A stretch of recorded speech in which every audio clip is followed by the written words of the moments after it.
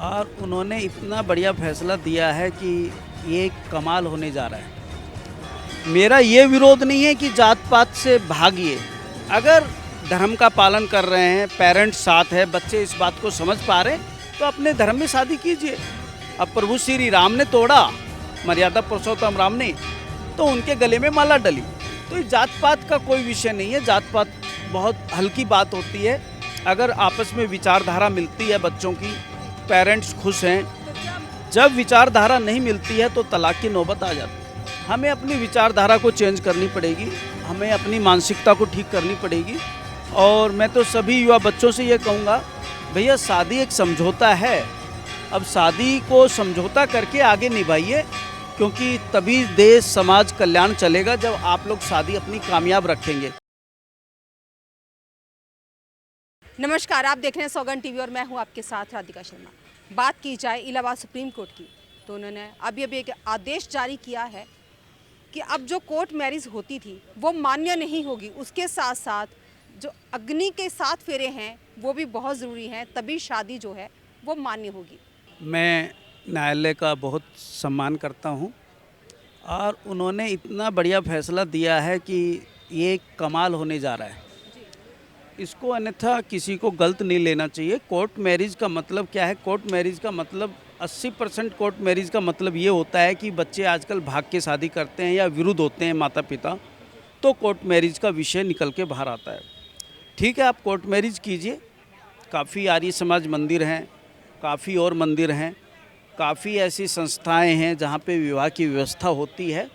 और हमारे हिंदू धर्म में तो विशेषकर अग्नि को ही साक्षी मान करके फेरे होते हैं।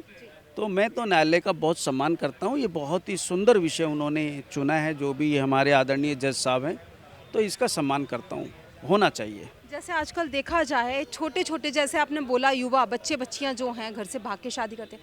कई बार देखा जाए तो इसमें जातिवाद भी आता है बीच में कि किसी की ऊंची जाति है, कोई नीची जाति का है, तो कोर्ट मैरिज कर लेते थे तो कहीं ना कहीं आसानी होती थी। तो अब क्या किस तरह की उनको परेशानियों का, दिक्कतों का सामना करना पड़ता देखिए, जात पात कुछ नहीं है। जात दो ही है, पशु जात, इंसान जात।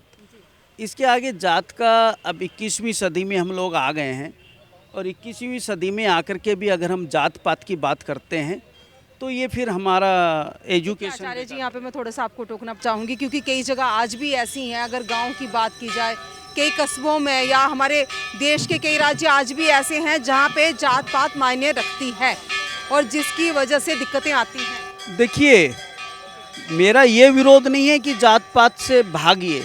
अगर धर्म का पालन कर रहे हैं, पेरेंट्स साथ है, बच्चे इस बात को समझ पा रहे हैं तो अपने धर्म में शादी कीजिए। परंतु अगर मैरिज में ये बाधा आ जाए कि कोर्ट मैरिज या अग्नि के फेरों में अगर कोई कास्ट की प्रॉब्लम आती है तो ये गलत है। इसका कोई लेना देना नहीं। आज से हजारों साल पहले कौन जात पूछ रहा था? देखिए, प्रभु श्री राम और सीता जी का विवाह जो हुआ था उससे हमें सीखना चाहिए।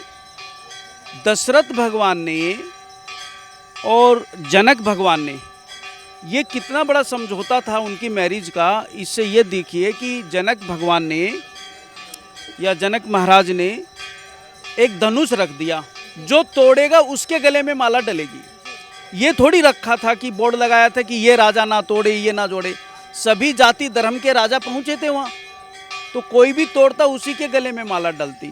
अब प्रभु श्री राम ने तोड़ा, मर्यादा पुरुषोत्तम राम ने, तो उनके गले में माला डली। तो ये जात पात का कोई विषय नहीं है। जात पात बहुत हल्की बात होती है। अगर आपस में विचारधारा मिलती है बच्चों की, पेरेंट्स खुश हैं। तो क्या माता पिता नहीं मानते? क्या माता पिता को भी जिस तरह से कोर्ट ने राहत दी है, एक तरह से देखा जाए माता पिता के लिए बहुत राहत वाली बात है। आजकल क्या होता है, शादी कर ली जाती है, शादी के बाद फिर कुछ टाइम के बाद अलग हो जाते हैं।